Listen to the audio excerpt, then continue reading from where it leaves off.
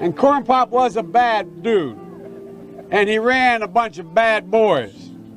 And I did. And back in those days, to show how things have changed, one of the things you had to use, if you used pomade in your hair, you had to wear a bathing cap.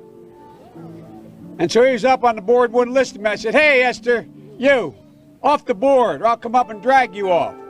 Well, he came off, and he said, I'll meet you outside. My car, these were all public housing behind it. My car, there was a gate out here. I parked my car outside the gate.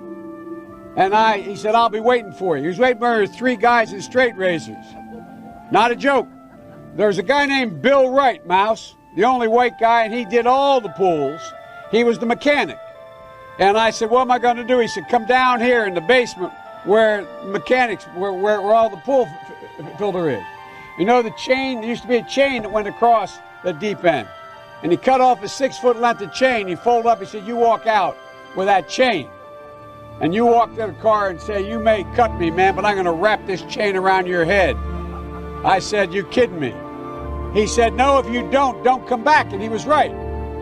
So I walked out with the chain. And I walked up to my car. And in those days, you used to remember the straight razors, you just bang them on the curb, get them rusty, put them in a rain barrel, get them rusty. And I looked at him, but I was smart then. I said, first of all, I said, when I tell you get off the board, you get off the board, and I'll kick you out again, but I shouldn't have called you Esther Williams. I apologize for that. I apologize, but I didn't know that apology was going to work. He said, you apologize to me? I said, I apologize for that, not for throwing you out, but I apologize for what I said.